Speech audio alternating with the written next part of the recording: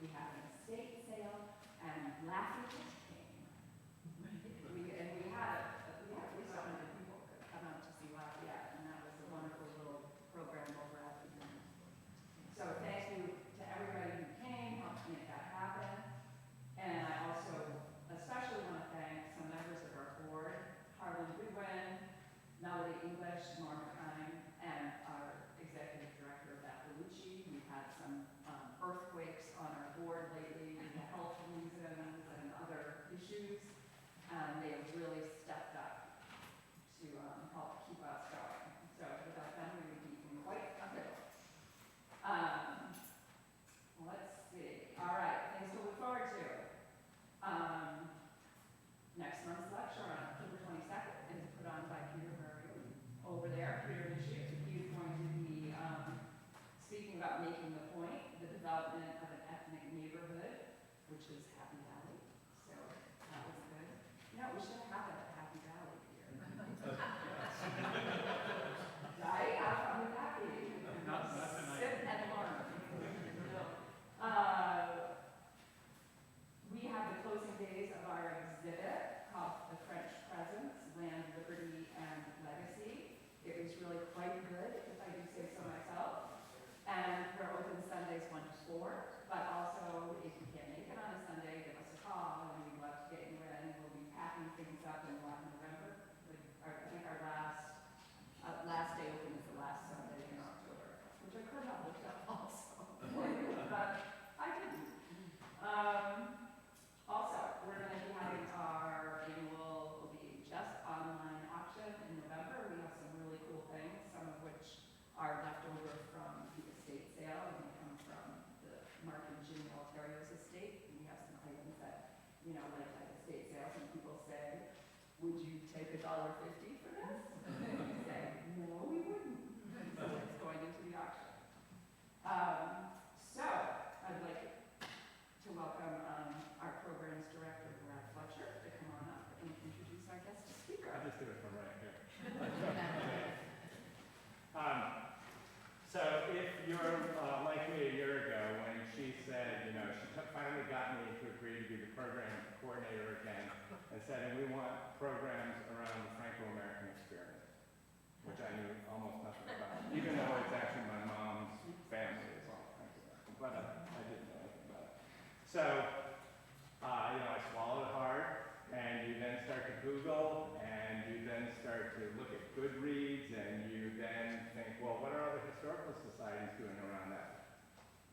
And then you think, okay, well, what resources do I have? So I reached out to the Maine Humanities Council, the University of Maine, which has a Franco American Studies program, and very quickly, the short list that I got back from all of them included tonight's speaker.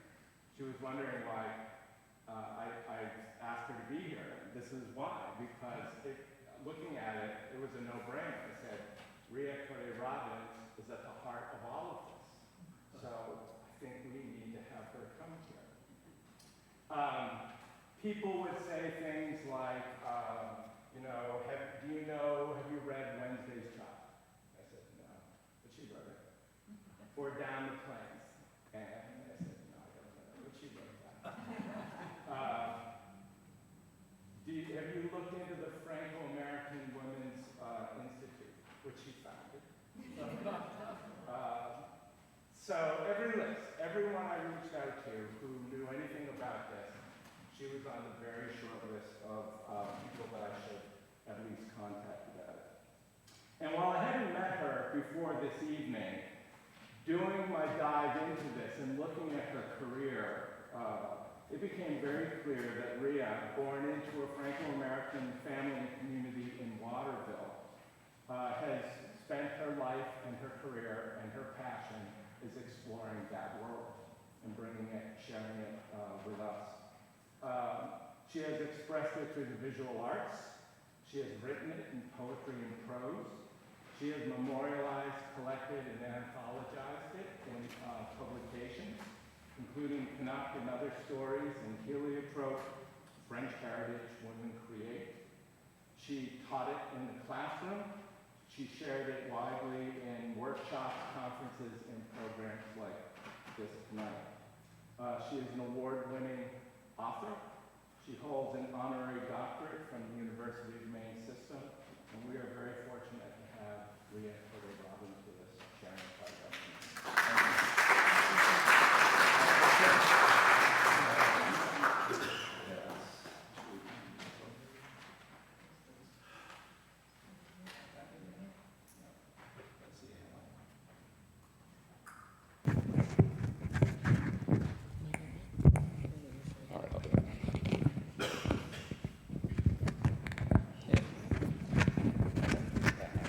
Try that. Hello. Bonjour. Can I put that in my pocket? Yes. Okay. Thank you. Thank you so much for that introduction. I'm overwhelmed. I would say the secret's out. I'm OCD.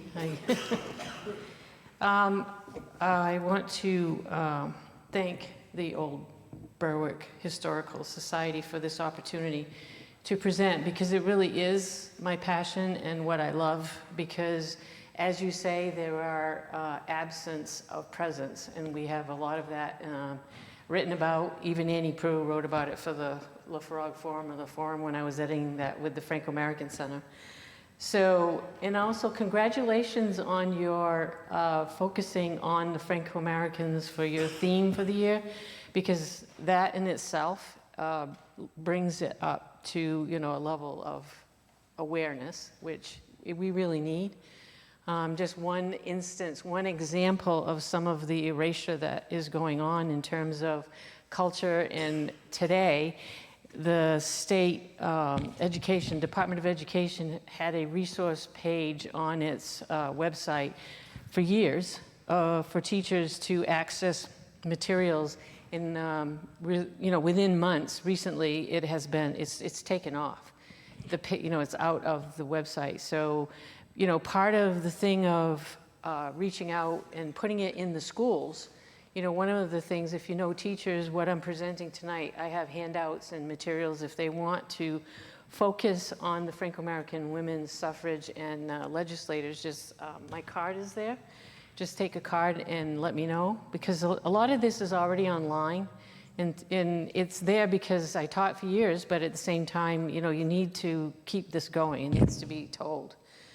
So the other thing I'm interested in is collecting examples of French heritage. I look at French heritage. There's Franco-American, you know, French-Canadian, you know, the Huguenot. If you look at the Franco-American Women's Institute website, the definition is very inclusive of even the island folks and the people who would have a mixed heritage, so like Irish and French. We had a woman. I was not alone in finding the Franco-American Women's Institute. There was a group of us that worked together to work up the definition and to be inclusive of making sure. So part of it is, I think, is a modern definition of the work.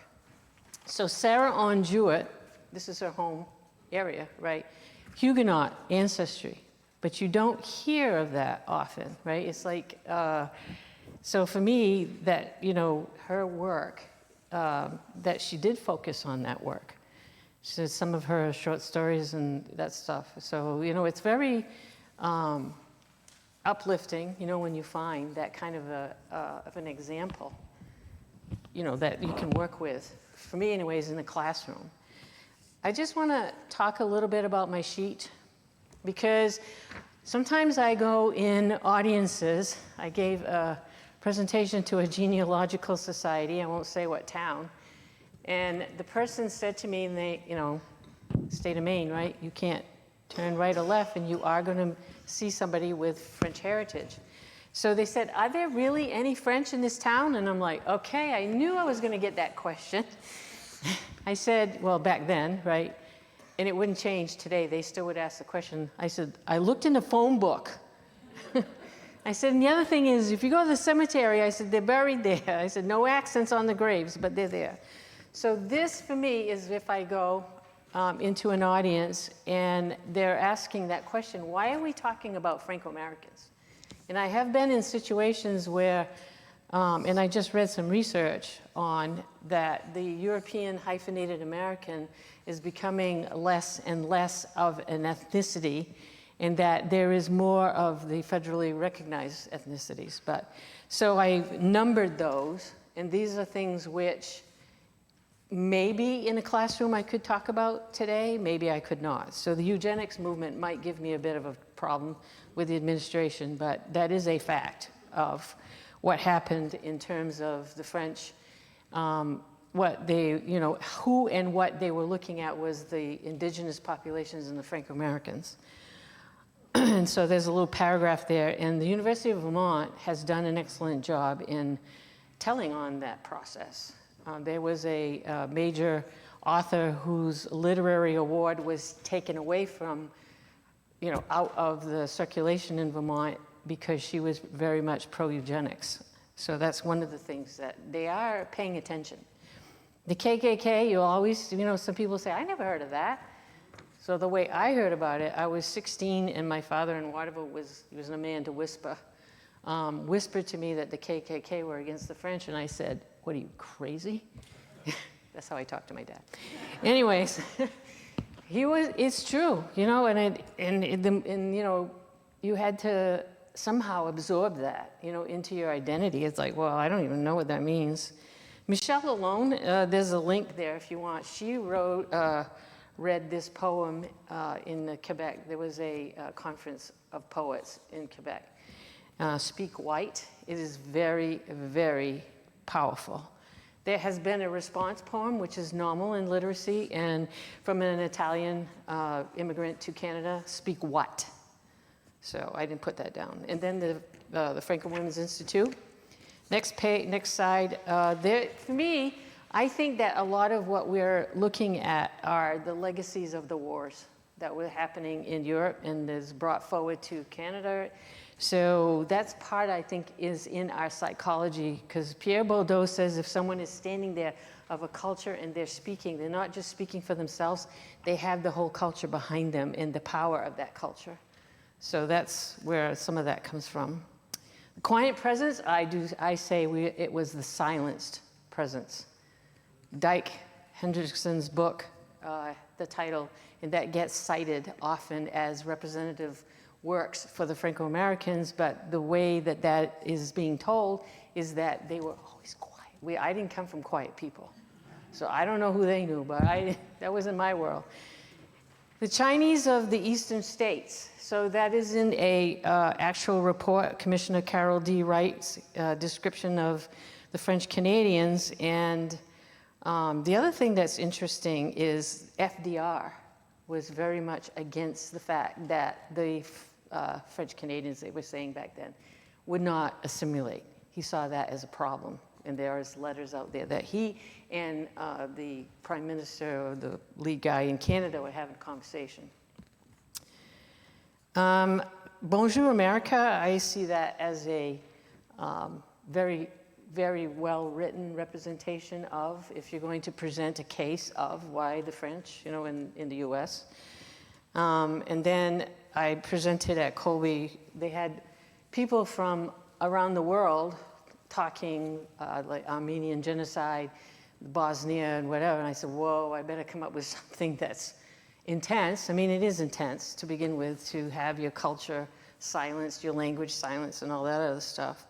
So there's my talk there, which I gave in that context of global, wars and that sort of thing.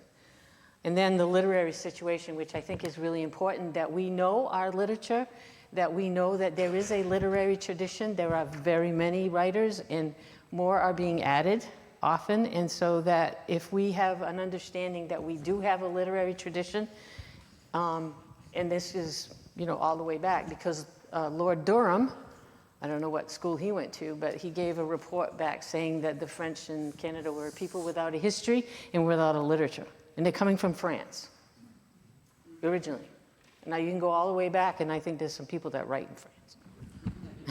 Anyway, so that's that. So that's my reasoning, why we are talking today. So the thing about the Franco American women, what I was interested in is because who I'm going to be talking about primarily in this talk is, she was very much a political person, Camille Lessard Bissonnette. So she was a suffragist, which is interesting because in 1910 and 1911 was when she was writing about pro the vote. She had seen what was going on in Great Britain. That was her inspiration. She had come from Canada. And in Canada, she was a teacher, sur les rangs. So they had these little schools specific to the neighborhoods. And she was teaching, and she came to Lewiston, and she was working in the Continental Mill. And she approached the Messager, the French language newspaper in Lewiston, and asked to do a column for women in the newspaper. So she started writing for the Messager.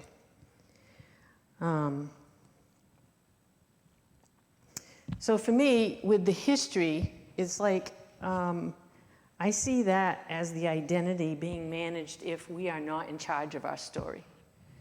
I very much feel strongly about the fact that Franco's knowing who we are, knowing that we have the literature, knowing that there's, this history that is out there, that, it's something that was important. So the other slide, let me just go back. So I'm saying here, neophilia and neophobia neophilia is a curiosity about new things, while neophobia is the fear of them. And Camille was very much about the new things, right? So she wanted to move along, and that's her on the porch with the white shirt. So Leanne was her pen name, and she was a suffragist, but she had a bilingual, bicultural, bi-border conversation about suffrage and many other issues. So you can't really talk about suffrage for the Francos, for the French in Maine, without understanding that there was this conversation going on back and forth between the US presentation and what was going on in Canada. So she was in conversation with them at the same time. So she worked at for the Messager from 1906 to 1938. And here she is. It's at the original office of Le Messager, which is 175 Lisbon Street in Lewiston. I went to try to find it, and it's a parking garage now. It's like, where did they put the building? When I'm driving around, and then I see the parking garage, and I'm like, oh, okay, so there. So this is where they moved to at 223 Lisbon Street. So that's the brick building. That's where the Messager office was, and that's where she was writing about her interests in pro the vote. The thing of the time frame, if you think about it, I keep saying it, but it's so important. It's 1910 to 1911. That was so early in the process, right? So there was a opportunity at the anniversary of the signing of the 19th Amendment for women in Maine to promote the suffrage person that, of interest. And so for me, I was asked to write this material up and submit it to the Pomeroy Foundation, and I was looking at your Lafayette marker, same people. So the Pomeroy people also did the Lafayette marker. So there is a group of markers, group of women that's on the Maine suffragist history trail. And so this is Camille's plaque. They approved it, so I was really thrilled. And I had wrote something, because it had to be, it had to fit, and it was modest, but they came back with all of this. So I really like what it says. It's Votes for Women, Camille Lessard Bissonnette from 1910, under pen name. Leanne promoted suffrage in columns for Le Messager, newspaper located here. And the owner of the building is a woman architect in Lewiston. And she was thrilled with all this. I was expecting, I'm like, oh, I'm going to have to, like, talk to him. No, not the moment I said something, she said, yes. So that was awesome. So they went through the whole Lewiston, I let them handle that. And this is my part. I can't, so the Lewiston Town Council, the city council and all that. So they agreed to do this. So that was a thrill. So we had a grand opening of all the markers in the state. So these are the women that you have. So Camille is in Lewiston. Isabel Greenwood is in Farmington, and her husband invented earmuffs. So he's more well-known than she is. Lucy Nicola Pula, she's the indigenous woman. And then you have the black matriarchs in the Bangor in 19th. They put an actual plaque marker for the 19th Amendment ratifications. Florence Brooks, she was like the hot ticket of the whole process in the state of Maine.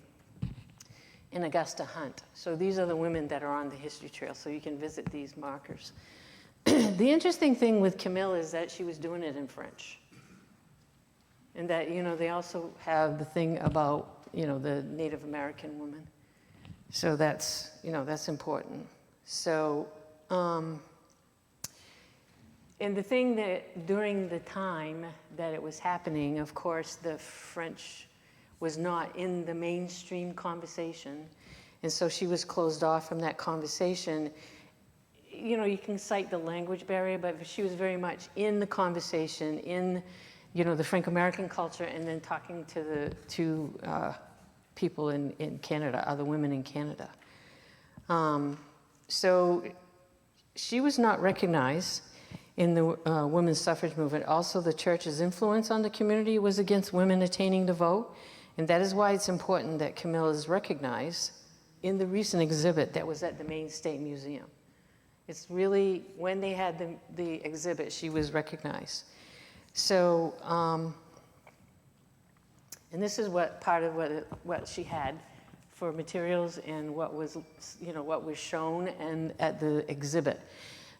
Unfortunately, it's kind of gone back a little bit to not recognizing at the Maine State Museum, because she and Pula are on the Who's Who list, but they're not in the main offerings of the resources. Well, they changed the whole website. They weren't in the main website other than that. So now they have teacher resources. They redid the website.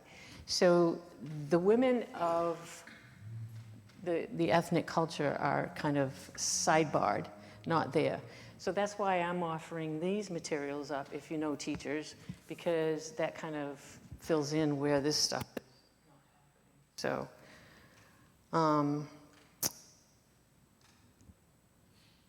so here you have where she is included nationally. There was a lot of national movement to list the women. So you have the National Collaborative for Women's History. So the Votes for Women Trail, she's on there. Camille is listed, and there's 2,440 others. So, and then when the person was gathering these names, he said to me, do you have any more? I mean, he really was interested, And I did find one more in New Hampshire, and I have to go through my files because I can't find it right now. So the other one is the online biographical dictionary, which is the Pomeroy marker site. So she's there, and it was accepted for, within that, for that process. So that really gives her, national recognition. So she doesn't get overlooked. I had a woman, when I published women's writings on the Franco American Women's Institute website, and there was a poet in northern Maine, Ida Roy. And I would call Ida Roy up, and I'd say, Ida, can I she says, put my name everywhere, she said. Put it everywhere. I'm like, okay. So she really understood, that you have your, so this is it. It's like, want Camille to be everywhere. So I don't speak about Camille without mentioning the Quiet Revolution, French-Canadian immigration story. This is her biographer. So if you're looking at the old copies of Le Messager on the microfiche, it's unreal, right? You have to turn it up to the light that's the highest you can possibly get, because otherwise it's all black. They are digitizing, well, they were digitizing this till the budget cuts. But so she, Janet Scheidler did all this work. There are other women, other writers, other presentations in these newspapers. There's just a wealth for people to do research, but it takes this dedication to that. So I never mention this work, because without Janet's work, then I would not have this information. And this book, Canuck and Other Stories, when I was teaching the Franco American women's course that I designed for the university, I can read the French, but I have to read it out loud because I learned French orally. So if I read French, then the meaning goes in. If there's a linguist in the room, you know why? I have no idea, but if I read French, I need to read it out loud. I have to hear it to understand, then there's no comprehension. So anyway, so I wanted these books that are in this anthology for the students in the class, and I put out a call for translations. I don't have any money. I have no, whatever, I'm all about my, whatever, and so people came forward and did this work. So Canuck was translated by PhD. She's also did the Kennebec Chaudière Trail. There's plaques that you can travel all the way to Canada and see those. And Sue Hoostman was in the, she's also part of that work. And then Janine Bacon-Roy did, there's a play written by Corinne Rouleau, say that 3 times really fast. She's known as the Helen Keller of Quebec. She became deaf at age 13. She wrote a play of the heroines that came to Canada. So Janine Bacon-Roy, she said, oh, I studied this when I was a girl. I'm like, oh, God, I'm so jealous. Anyway, so then Madeleine Paré-Roy from Lewiston, there is a Albert Gaston-Gay, La Jeune Franco American, is what I call a happy husband hunter's handbook. It's like how to pick a good husband.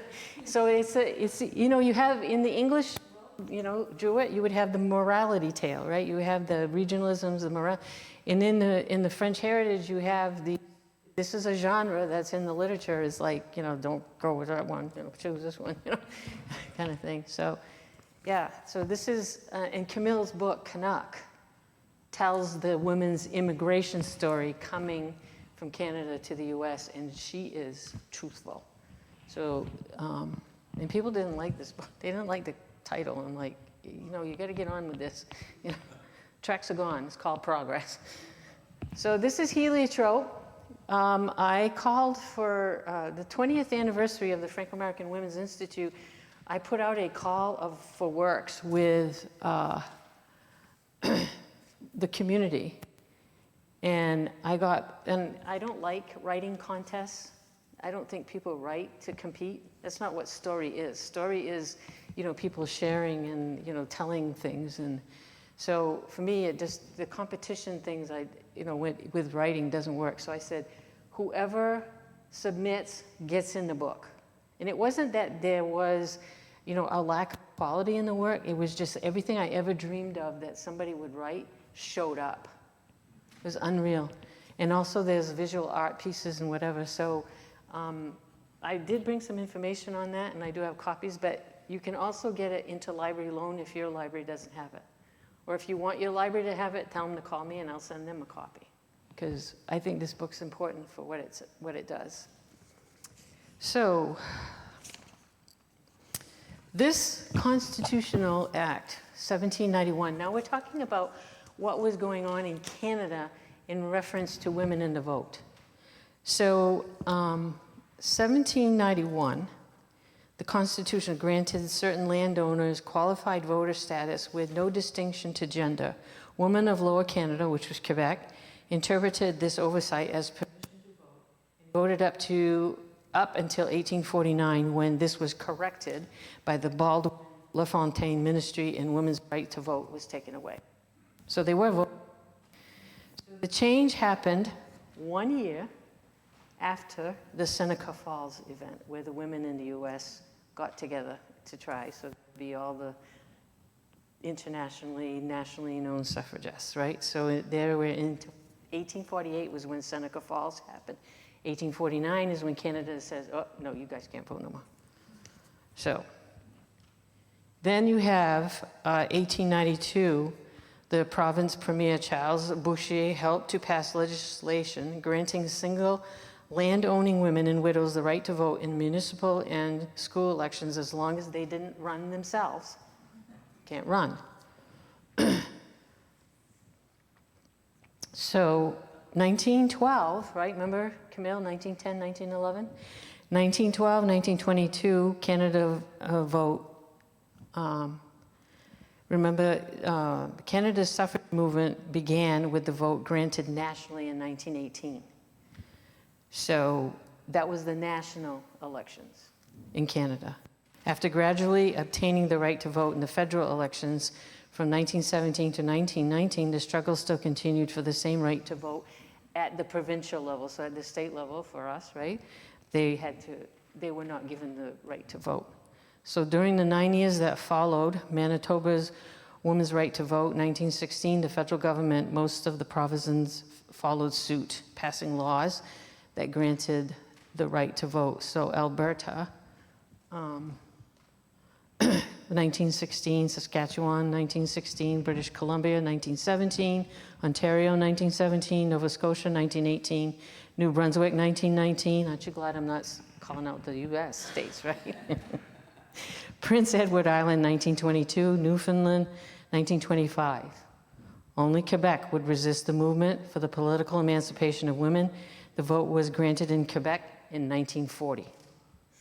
So France was 44. So I think there's a pattern there, in my life anyways.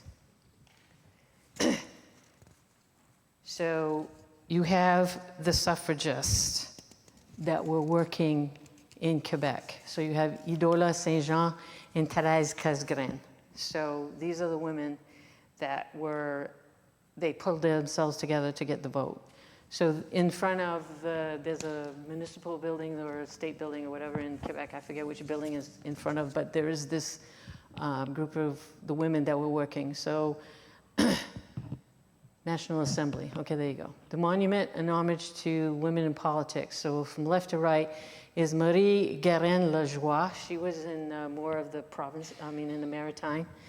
And then Idola Saint-Jean was the next one. And then you have Thérèse Forget-Casgrain and Marie-Claire Kirkland. So that is the statuary. So the other thing that I noticed when I was teaching is how there is statuary within the French culture. And so when they say there's no statuary, there is statuary. Quebec has a lot of women's statuary. And so that was one part of my course, was looking at that, the fact that there does exist this. So you have adversaries of the vote. So US and Quebec. So the quest for democratic freedom was long and the road was paved with many pitfalls. There were many adversaries, the clergy, politicians, journalists. Most women, in short, society in general, did not subscribe to the idea of seeing Quebec women become full-fledged citizens. So this is the people to whom Camille is talking to. And she's saying yes, right? At the time, for most opponents, the political emancipation of Quebec women meant the end of social order founded on the exclusion of women. And the Civil Code, adopted in 1866, confirmed that exclusion by entrenching the legal incapacity of married women. The Civil Code of Lower Canada, French, Code Civil de Beau-Canada, was set a set of laws that were in effect in Lower Canada since 1866 and remained in effect in Quebec until repealed and replaced by the Civil Code in January of 1994. That's how long it took. So, for the most part, the arguments against women the right to vote were centered on their place in the home and their role as guardians of the French-Canadian race. In other words, the survivants. So the survivance was to preserve the culture, but it was also a way of keeping the definition of the culture to a certain size and a certain level and excluding the women. So the thing that happened is, and this is where Camille comes in, is that the women journalists were the ones that made the difference. So these are the women and the conditions against which Camille addressed her stance as an immigrant woman in the US by being pro-vote for women.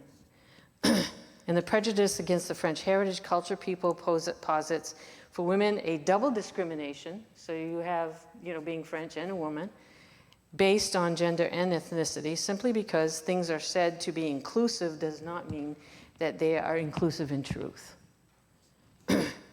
Camille is a woman of French heritage, language, culture, ethnicity, struggled against the larger dominant group and also against many of her own women and men in the culture. Her struggle to voice her opinion of pro the vote for women existed in the cultural corridor, soundproof vacuum of the deafness to cultural diversity. So as she was not paid attention to by the mainstream culture, so that happened, right?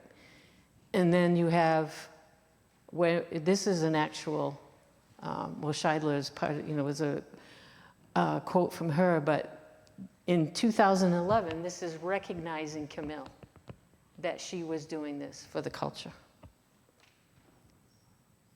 So she gave she gave a talk in Lewiston one night. And she was working for Le Messager at this time. So this is reporting on her talk. This is the cultural mindset she was surrounded by and took a stand publicly in voicing her opinion pro the vote in a debate. And through her writings as early as 1910, she presents her view in a speech, and then Monsieur Poulain responds in the same location in Lewiston with a responding speech. She's a regular correspondent for Le Messager, and her talk is printed on page 2 of the newspaper, simply entitled Le Suffrage des Femmes, signed with her pen name Leanne. Her bio does not appear in the paper that day. And then this is Monsieur Poulain. While his speech 3 days later with a photo of him on page 1 of Le Messager entitled Valiant Replies to the Speech of Leanne, Advocate of Women's Suffrage. So there was his picture and his bio. And then her bio appeared in the same paper 3 days later. Randomly placed inside the paper, and I just, when I was going, the microfiche was, and then I saw it, and I came back, and I'm like, wait, what? It was like there was her bio 3 days after she had given her speech. So her message is reduced by the cultural press, the men and women of the culture. Camille debates with her readership in Maine and also across the border with the women in Canada about her desire that women are given the vote. The larger picture for the French heritage women had to include the conversation across the borders. It just wouldn't exist for her if she wasn't talking to Canada at the same time, because that was the connection, right? Camille is seen as a force that influences the women in the province of Canada in regard to the vote. Using her journalistic platform, she expresses her opinions to both the women in the US and also to the women in Quebec as to why the women should be able to vote. And this was in 1911. In today's terms, Camille would be seen as an early adopter and an influencer. She'd be a star on the internet. So 1912, English Canada began their collective movement to work towards gaining the vote. In 1922 was when the movement started in Quebec. Camille, a woman before her time, was the lone voice speaking to the suffrage action in the French heritage women's public space. Recognition of her efforts is important to understand that there was an immigrant woman of French heritage in Maine who was pro the vote for women, and that she was vocal about these beliefs in an atmosphere that was hostile to such views. She carried on a bicultural, bi-border conversation in regard to her views. How can a climate be addressed so to affect change in the presentation of diversity that is present in the state of Maine? How can there be change? And with some of the things that are happening, like I said, the resources on the Franco Americans, removed from the Department of Education website, and there was a committee that, with the new standards that, brought up the issue, 2 people spoke. They put the whole discussion up on the internet, and I downloaded the discussion, and there were 2 people that addressed the fact that, well, what about, and it just falls into a hole. It's just not, it's not seen. So even if her voice lacked or lacks amplification, she prevents a very important aspect of the presence of the French heritage women in the state of Maine that I think is a reality up to today. And I think it's important to tie the historical to the present.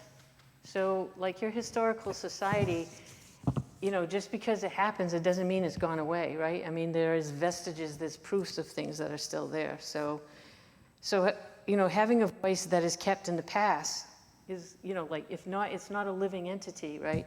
Is a way of controlling that entity, for me. That's how I understand that. So to talk about the women, the Franco women in the legislation, I did find, going by trying to look through last name or try to identify through, different, there's no cohesive body of information on that. There is not, it doesn't include it. So of the women who did run for office, as the graph shows, until the 1960s, there were fewer than 10 women who ran in one office in the Maine legislature, where the arrow is. And I wanted to learn how many of the women in the French heritage culture were elected to office. Of those women, Dora Pinkham, not of Franco American heritage, but from Fort Kent, was the first woman to be elected in the 1920s, and she won against the Franco American male. The second woman that was in the legislature, but the first Franco woman was Florence Latno. And I saw that name, Latno, and I know, that's Letonou. So, the name changes that were happening, so like Poulin became Pooler, I mean, just all, was all over the map. So her mother, and for me, I need to prove, so I'm in the ancestry, and, I'm trying to prove that this person is of Franco heritage. So she was from Old Town. She ran as a Democrat, 1935 to 40. She's the daughter of Séraphin Marcotte and Angelina Desault, Canada and Vermont. So in 1935, this woman is all over the newspaper too. She must have been quite the character. I just love reading about her. Amelia Earhart showed up at Augusta in a plane to fly the governor, his wife, and members of the state legislature, Capitol, and parts of central Maine. And it just happened that one of the legislators, whoever's writing this, the guy who was like, she got to go. Florence Latno, representative of Old Town, and he said, find it pretty cool to be able to say that I had a close relative who flew with Amelia.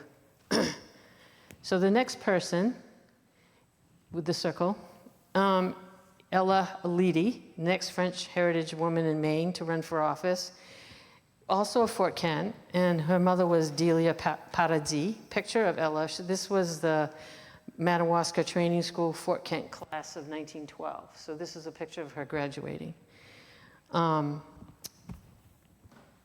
Unfortunately, when she served, her son was killed in World War II. She served 43 to 44. She was a Republican, and her son died, according to this Daily Kennebec Journal article, August 22nd. Van Buren flyer wants to fly quota, and he wanted to go home, come hunting, So he died September 44 at age 24, and I cannot read all these German locations, but he was in Germany, and she is buried in Arlington with her husband and son. So the next one you have is Lucia Cormier from Rumford, who is on the right, and she was a Democrat, 47 to 60. Her dates living was 1909, 1993. The only woman district collector of customs in Maine. John F. Kennedy, as president, appointed her in 61, and she held the position until her retirement in 74. A former modern language teacher in Rumford, she served 6 terms Maine House of Representatives. She was elected as the first woman minority floor leader in 59. She ran for the U.S. Senate in the 1960 as a Democratic candidate, opposing incumbent Republican Senator Margaret Chase Smith. Time magazine thought having two women running for the Senate in the same state was so unusual, they featured a picture of the two of them on its cover. So the other thing I didn't mention here is that also Margaret Chase Smith, her mother was a Morin. She is Franco American heritage. So when they say we never had a Franco this or a Franco that, yes, we did. And she, Margaret Chase Smith, there was a name change in the family. So I think like the grandfather era did that, but their heritage is of Franco heritage. So this is Georgette Beauparlant, beautiful speaker. I love that name. Bérobier from Lewiston, and she served 71 to 2000 in the House as a Democrat. She wrote her memoirs, Thank You, Georgette.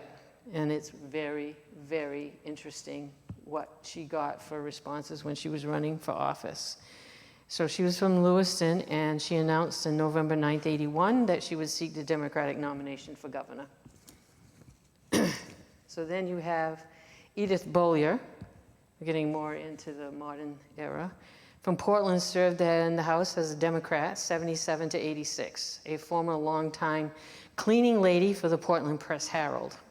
Mrs. Bollier dove into city politics in the early 70s when the city officials proposed eliminating school crossing guards.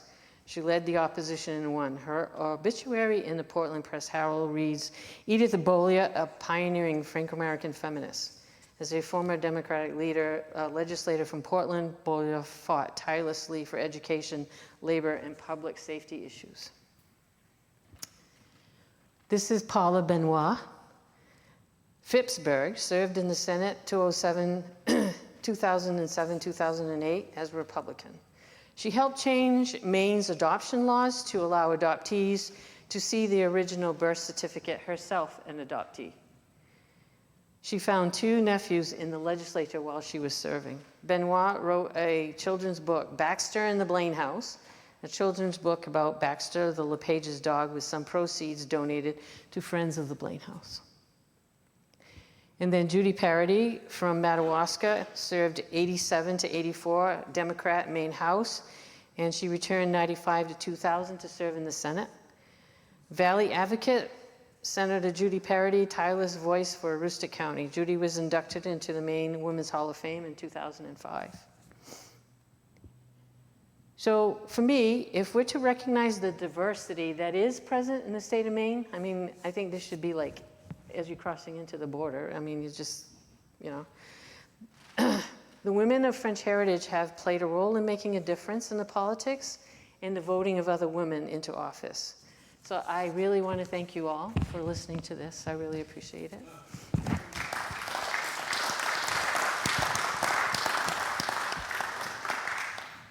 Questions? Comments? Yeah. My grandmother always refused to speak English. And I asked my dad why that was. And he said, well, she was just always embarrassed about what she sounded like. Oh, when she yep. spoke English. Yep. That would be me at age 11 when I moved to Detroit, Maine. Don't blink. From Waterville, complete Franco neighborhood, to, you know, to Cherry Tree. You know, French was my first language. You know, I spoke English when I was 5, but I understand that. Kids thought I was funny. Can I ask about, so with Camille writing across borders, what was her primary argument, or what were her arguments here? And did she have as much to say about, was there a difference between suffrage in the United States and the suffrage in Canada? The suffrage in the U.S. was a thing. It was happening.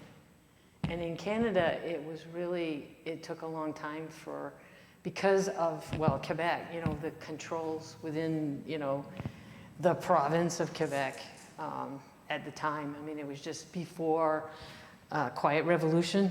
So the Quiet Revolution is when, there was the push against the church, the push against the controls of the government and that sort of thing. So you had,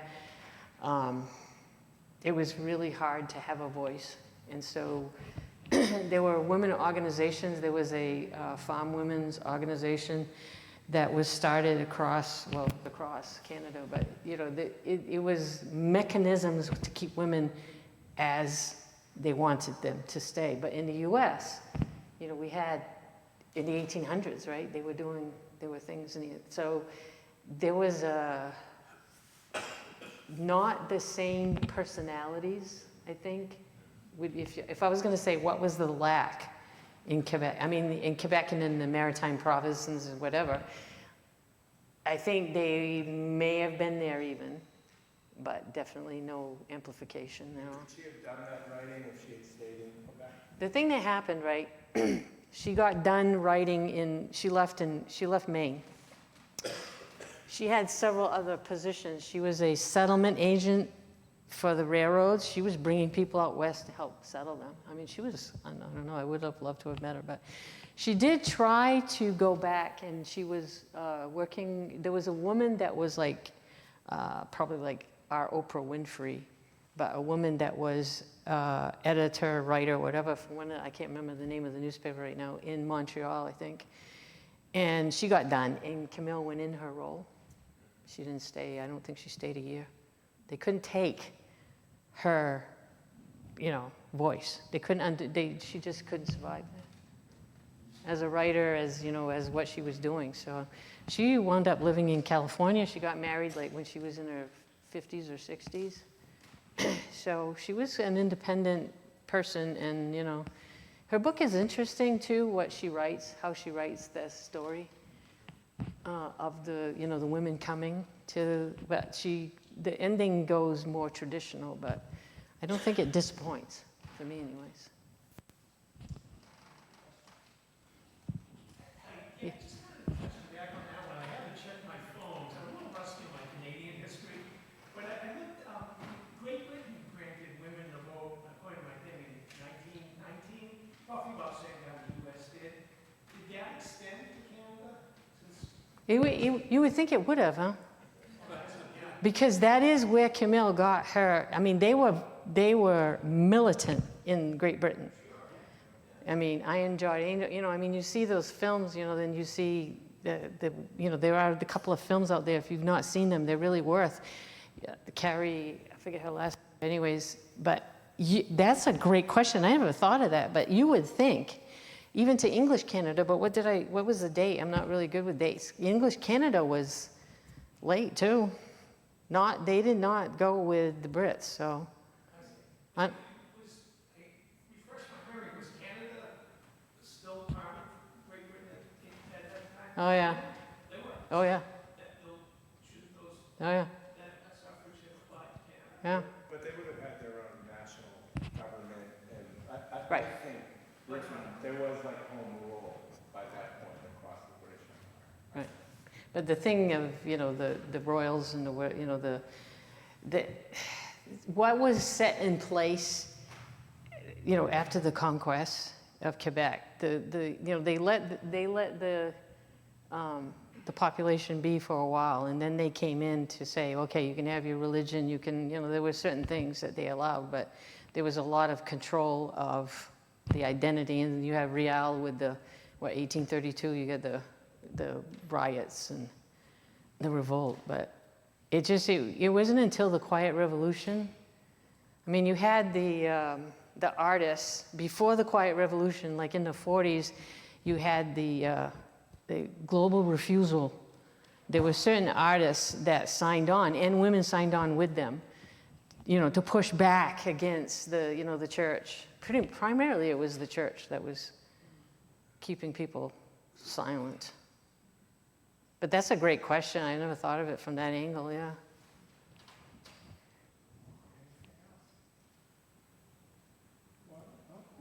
Yeah, I was curious about the Sarah Jewett connection. Right. With the immigrants who were coming into this community. Right. And She's Huguenot. she wrote 2 or 3 short stories Yeah. about family Yeah, she's very empathetic, sympathetic. But her mother was the Huguenot, comes from the mother's side. And I was a student with Josie Donovan, who is, you know, like a prominent scholar for Sarah Onjewett. And she's written on that aspect. So that's something that, I don't know, I'm not, you know, the poet from Camden, she's also Huguenot, a heritage. So then, you know, Margaret Chase Smith, you don't see that on the Margaret Chase Smith site. So if I'm going to be saying, you know, there's still some playing out of the stuff that the KKK set in motion, you know, there's certain things that just hasn't moved and changed. And I don't know how to do that. So, other than this stuff is amazing, what you're doing, so. All right, so you have some materials here. Yeah. And you mentioned books. Do you have books? I brought books, but the other thing too I like to promote is they're in the libraries too. So if you want to, there's postcards here on like the heliotrope book. Okay. Anybody else? Yeah. So this one you can do interlibrary loan if you want, but if you also want one in your library, just tell them, because I did offer up copies. To me, the libraries is the place where you can really make a change, if they'll hold it, right? If it won't go for sale. But because 2 times I put out a call for works, and I think like the first time there was like 25 libraries agreed to accept a copy, and the second time there was like 20, again, another in the 20s. So, and so this is like Camille's book and my books too. So I can leave one card, and if you want to look. But do you have books? I do. Okay. Read it. She is selling them. Oh. All right, well, there are refreshments, and I'm sure she would, if you want to ask Rhea any questions, you know, thanks for coming tonight. And thank you. Thank you. Thank you.